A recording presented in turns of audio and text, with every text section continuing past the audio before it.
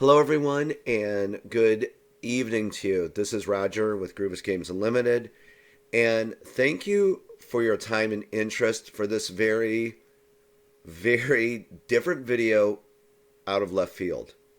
I'll start with that.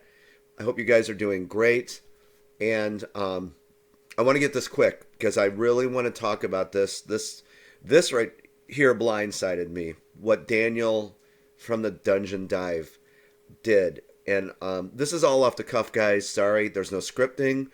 Let me tell you what's going on. First, as I said, I hope you're doing good. I have a lot of people to get back to tonight, so please forgive my delay. But I felt very compelled and passionate to make this particular video because it truly surprised me. Let me tell you what's going on. Many of you know Daniel from the Dungeon Dive. I'm very good friends with him. He has cornered the market on YouTube for the content that he presents with all these dungeon crawls and, fantasy adventure RPGs. Just no one can do it better than him. That's all there is to it. I remember a few years back, Daniel said his favorite dungeon board in Dungeon Crusade was the Cavern of Lost Souls. And he said, I had a quest that I was going to work on. I didn't know. Daniel's a mysterious guy. I totally love this guy. It's one of the greatest people I've met in this long journey. I met tons of creative or awesome people, but what Daniel did for the community and the fans and me, I'm very grateful. Out of nowhere, truly, guys, out of nowhere, Daniel wrote a quest. I'd even say it's a new game mode. It's a quest. I had no idea he was working on this. None.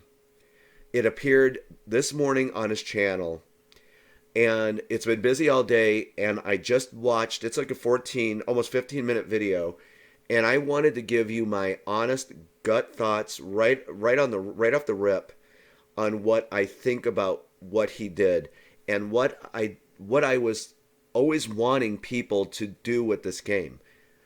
There's no wrong way to play Dungeon Crusade. The game is massive. And there's a lot I'm going to be saying here, so I'm sorry, please bear with me. I'm excited about this. I am blown away by Daniel's creativity, his storytelling, his imagination, what he did. He's brilliant. I'm not just saying that. He almost created a new game from Dungeon Crusade. And this is what I've always wanted people to do.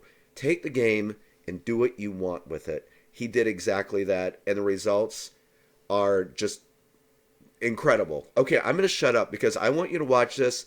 Again, I've never done this before. Hopefully it comes out okay. We're going to watch it together. I'm going to pause it.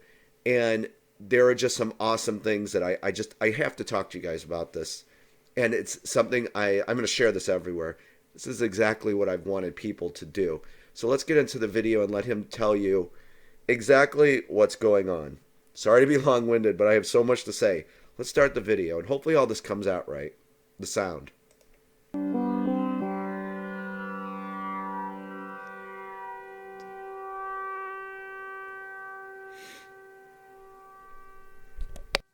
Hey everybody, welcome back to the Dungeon Dive. Daniel here. I hope you're doing well, and if you're not, I hope you are soon. Okay, just a quick little video tonight, something different. I've been thinking about designing my own quest for Dungeon Crusade, and so I am in the beginning stages of doing that, and I kind of wanted to talk through it and let everybody know what I am doing to maybe give some other people some ideas of how they can design quests, because I'd like to see more kind of community quests being made for this game. I haven't seen really anything, and I definitely haven't seen a video like this, so I kind of wanted to, I don't know, maybe start a little movement or something. Okay, let me stop it right there. I've been working on the new quest challenges mode. And so in a way, this is what this is going to be, where it's, 45 minutes to maybe 90 minutes, hour and a half, no more than 2 hours of a shorter game of Dungeon Crusade. So with that being said, we're going to go back to the video, but I just wanted to say that's what the quest challenge is. What you're going to see here is similar to that, but what he did blew my mind, and I never would have probably thought of some of this. It's just huge kudos to Daniel. I know that Roger and Ilpo, I know they've been working together to make the game shorter and more digestible. But I think it could go even further in that. And so, in the quest that I'm making, I want it to be, I want the entire thing to be able to be done in just a couple hours, and a really quick kind of condensed game of Dungeon Crusade. And it is also very it's super customized in the kind of things in the things that I'm using and doing. So let's talk a little bit about. And just building on what Daniel said about being customizable. Yes, there, as I said, there's no wrong way to play Dungeon Crusade. You can create basically what you're going to see here. Of course, think of a story and put it all together with the different, tokens and monsters, heroes, and all of that. Where I am right now, and I'm going to kind of evolve it over the next couple weeks and then play through it and see how it goes. If it turns out cool, maybe I'll type it up and release it. But the first thing that my quest is doing that's different is we are going to be playing a little condensed version of the Avalon Adventure board game. So I am saying that this quest is going to be taking place in the Forgotten Ruins, and I am using this map here to be part of my Forgotten Ruins for this quest here. And I've chosen the Forgotten Ruins because I'm saying that at the beginning, before this quest starts, my party, and I'm going to be playing with either 2 or 3 heroes, probably using the solo crusader mode that Roger is working on. But we're going to have to travel from the Thunder Coast down to the layer of Aben into the Forgotten Ruins for this quest to start. And so the way I am simulating that is I basically just took out the 3 adventure cards from the Avalon Adventure board game for the Thunder Coast, the Layer of Aben, and the Forgotten Ruins. And before we can actually start in the main quest, we have to go through an adventure on each one of these cards, rolling a d12 and seeing what happens to it. So it's just kind of a little preamble, a little prologue, just kind of a way to kick off the quest proper. Okay, and I wanted to stop it right there and say another brilliant thing to think of, to just take a few different regions in the Avalon Adventure board game and have it as the setup to get to your location. And like he said, he's using the Cavern of Lost Souls, um, excuse me, dungeon board, but you can call it whatever you want. Like he's saying, this is the Forgotten Ruins. Absolutely brilliant. I love this. And you can see already, you're going to get like this little bit of an overland adventure before you actually do the dungeon delving. And I know this might sound ridiculous. I don't know how else to say it. I know this was obvious, but it took, I guess, Daniel to do this to make me really fully realize this is such a massive game. I know I've said it, but it really sunk in with what Daniel did. To be able to take these little bits and pieces, as you're going to see as he talks about this more, to take just a few pieces from the game and construct almost like a new game out of it. Exactly. Like he hit the nail right on the head. Perfect. Exactly what I've always wanted people to do. Sorry, but I had to say that. Let's continue. So once that happens, we will enter into this little village because I really like this map because I feel like it does kind of tell a story of this little village that has risen up. Maybe they've been digging through these caves and they've discovered this kind of like really terrible kind of ritual place in these caverns. And I do really enjoy this map a lot. So the heroes will start off here, and there are a few differences that I will be playing with. So there will be no mining, no tavern tasks, no blessing. Also, the heroes can level up at a certain place on this map during the adventure. So there's no celebration day. This is a one-time quest. This isn't, you're not going in, going back to the village, coming out, going back to the village, and rinse and repeat. Okay, and I wanted to stop it there. Just my suggestion, because this is my baby. I think it would be cool for Daniel to incorporate at the start of, I think it was at Thunder Coast, the village of Thunder Coast. I think it would be awesome to have a shopping phase, on the village board where the heroes could gear up with some stuff, potions, torches. He may already have that in mind, but I just wanted to say that. And I know he said he's not using blessings at the temple in the village, but I think it would be add just like kind of like the cherry on top to be able to purchase blessings. As you know, you have a chance for an angel to watch over a certain hero and provide some type of boon. So I think it would be cool to it's something small, but I think that would add just a nice little sparkle to this. And the other thing is, I'm just going to say this now. I think in this quest, Daniel, hope you don't mind me saying this, I think it would be totally cool to add the crate system. In some of these chambers, just throw a few crates in there so your heroes could, find something good or bad. Okay, so that's what I wanted to say. Back to the video. So it's kind of a condensed version. So we can level up somewhere on this map, and everything will be done in one sitting. So what is this quest about? This quest is all about killing Lord Blackhand, and Lord Blackhand is over here, and I'm saying that he is with two of his generals here. And Lord Blackhand is trying to complete this ritual of awakening, and if he completes this ritual of awakening before we can kill him, and the quest is over when we kill Lord Blackhand and his two generals, Razorfang and Nefarion, and we throw their corpses into the eternal abyss. So that is the goal of this quest.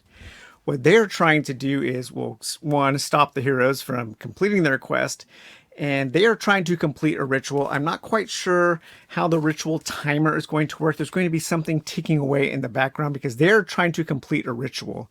And if they complete a ritual, they will cause three shadow level 3 minion shadow servants to appear on these spaces here. Okay, I had to stop right there. That is absolutely brilliant. I think that is creative. I think that is imaginative. Daniel, that was so awesome. I never would have thought of that. That is just so cool to pull out the Shadow Servants and, have that in the quest. I thought that was very out of left field. Brilliant. To take, these two guardians as their generals and Lord Blackhand, leader of the Blackhand army. Again, brilliant. I absolutely love this part right here.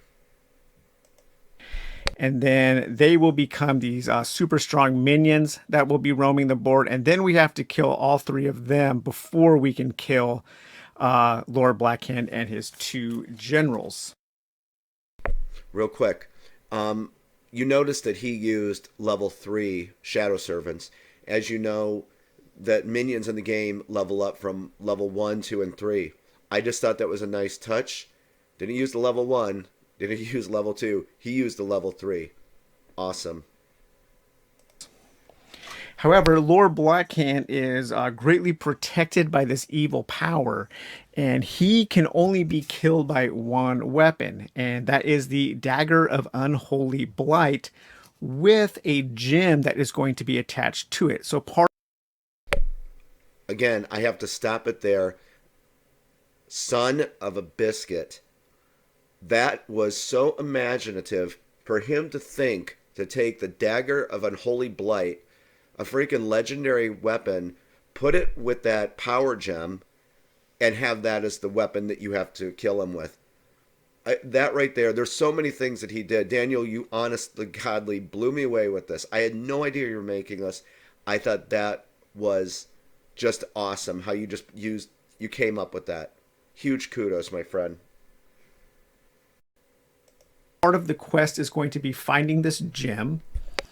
part of the quest is going to be unlocking this Holy Blight dagger, and that is done by finding these three orbs of power that we are going to be placing on these altars where the shadow servants will come from. And when we do that, the dagger is going to appear right here, and so we will have to get at least one of our heroes up to level 3 so they can wield the dagger, attach that gem, and then use that to kill Lord Blackhand. So that's kind of like what we're going to be doing on this quest. So this game will only use, as far as Guardians go, it's only going to be using a level 2 Lord Blackhand, and then his generals will be at level 1. I guess if you wanted to make the game harder, you could raise up the level of these. If the ritual goes through and the Shadow Servants come into being, then Lord Blackhand will level up to level 3 as well. And just wanted to say, I think that's cool how he mixed those levels. And the Guardians in the game can level up to level 4. So I just wanted to throw that in there that they go up to level 4. One other modification I am making is I am using only a certain number of minions. So for my level 1 minions, I'm only using wraiths, cultists, and skeletons. And so these are going to be the level 1 minions. And then there will also be level 2 minions. I'm not quite sure when the level 2 minions will be coming out. Probably when like half of the ritual is completed.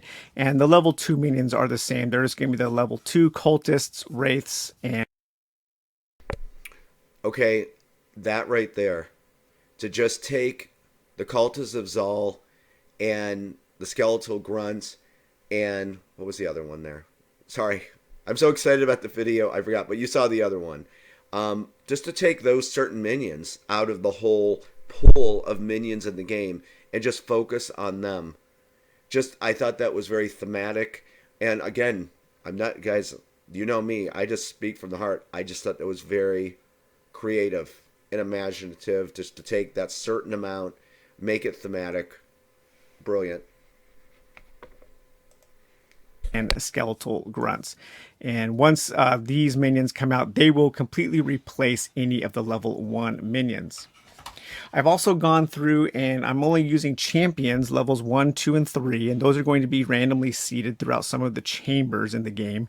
And these I've gone through and picked out kind of ones that I think pick with the theme of this quest that I'm making. So the level 1 champions will be the Blackhand Sniper, the Tenderfoot Warlock, and the Sisters of Faith.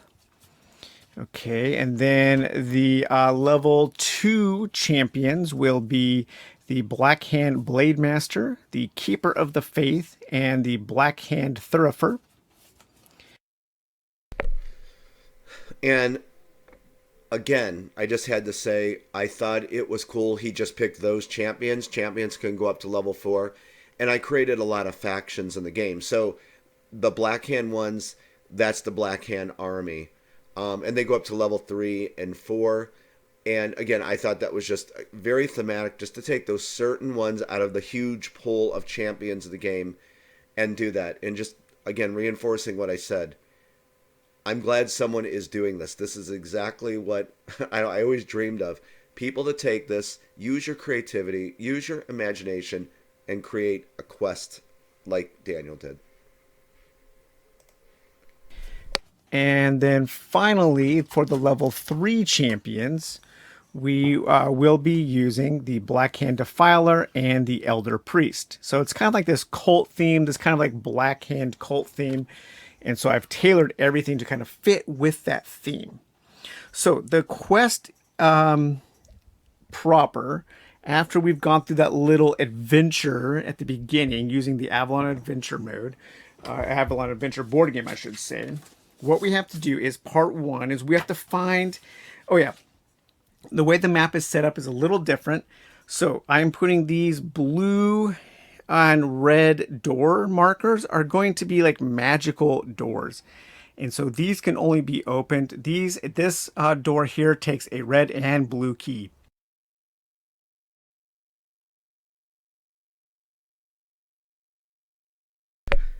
Okay, sorry, my mic was off. I wanted to stop the video there and say a few things and give you my one pet peeve.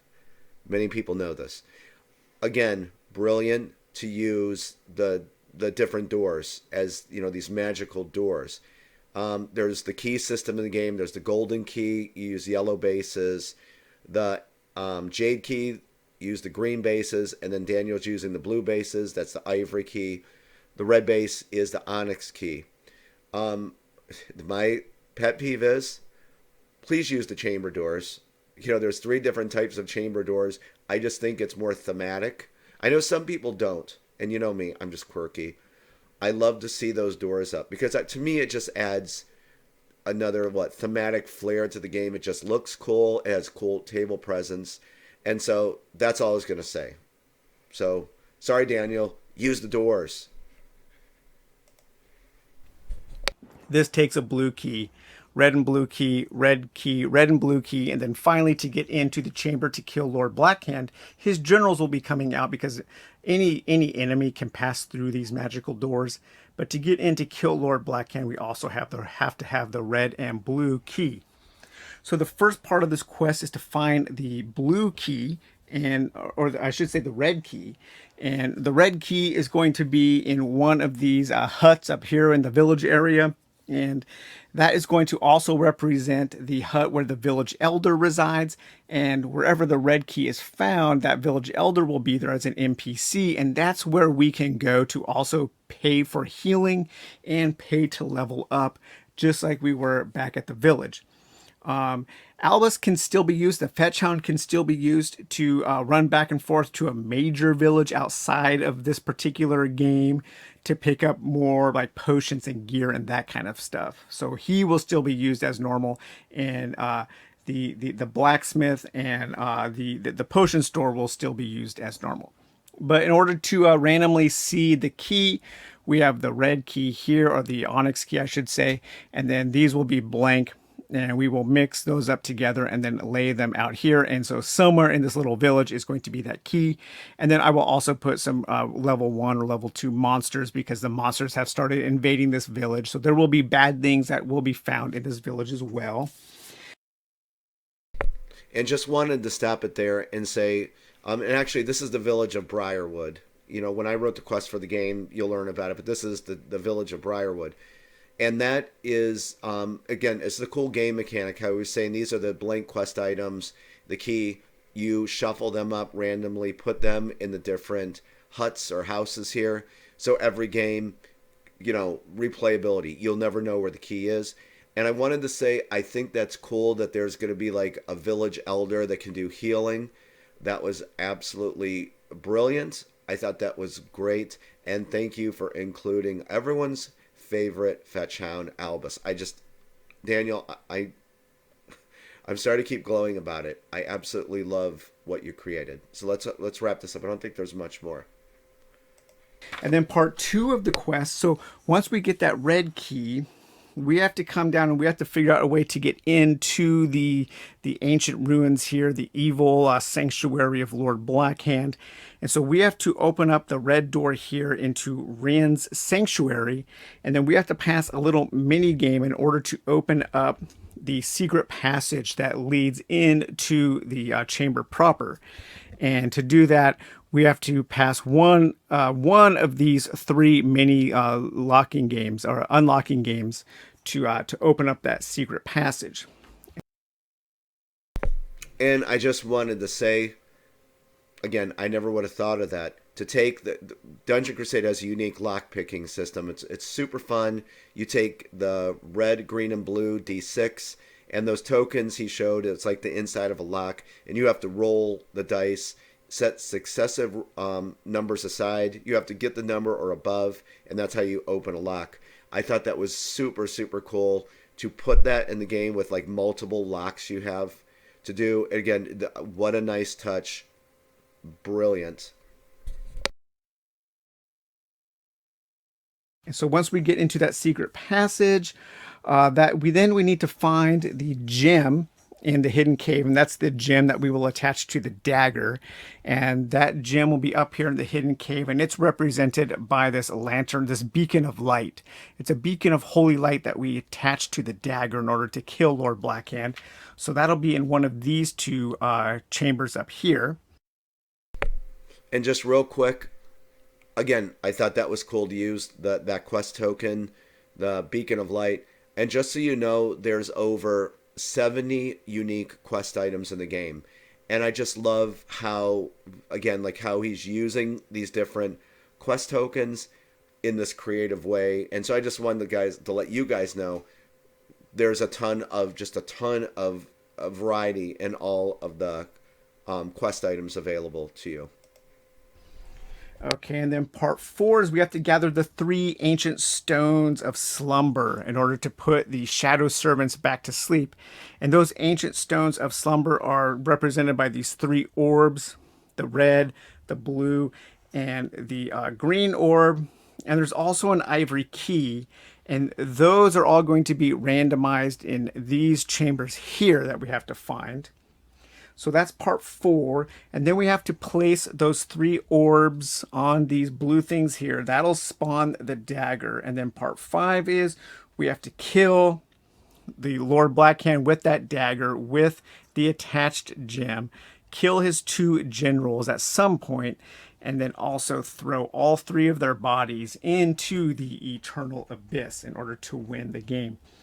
And then, like I said, if they complete their ritual before we can do that, they will spawn 3 of the shadow servants there. And then we have to kill that whole group of baddies. Okay, and I just wanted to stop it there and say, everyone knows I'm a diehard soloist board gamer. I built Dungeon Crusade from the ground up for the soloist board gamer, but it can be played co-op. And this is weird for me to say. I don't know why. But the way that has these different parts, I think, and this is just weird because you guys, most of you know I'm a diehard soloist gamer. I would love to play this quest with Daniel and, I don't know, Paul. I think, us 3 play this. This, I think, would lend itself perfectly for playing with, a few other people. And that's just, I don't know why. I'm just, I'm speaking from the heart. I don't know why it would be. It just seems fun to be around a few other people and play this with all these different parts. I absolutely love this freaking quest. And Daniel, you better darn well finish this because I will do a playthrough of this. You better believe I will. And so the rest of these empty chambers, I'm still not quite sure. Those will probably be populated with random things like champions, empties, crates, and that kind of thing. One other house rule that I do always play with is the trap system. I'm sorry, he actually did say the crates, so I take that back earlier. Thank you, Daniel, for having the crates. I think that's another cherry on the top. And part of this quest is to disarm as many traps as you can for the village. And one house rule that I use with the traps is if you successfully de-arm a trap, if you trigger a trap and you disarm it, or you bypass the trap card without taking any damage, I say that you have disarmed that trap. And if you do that, you get 2 experience points.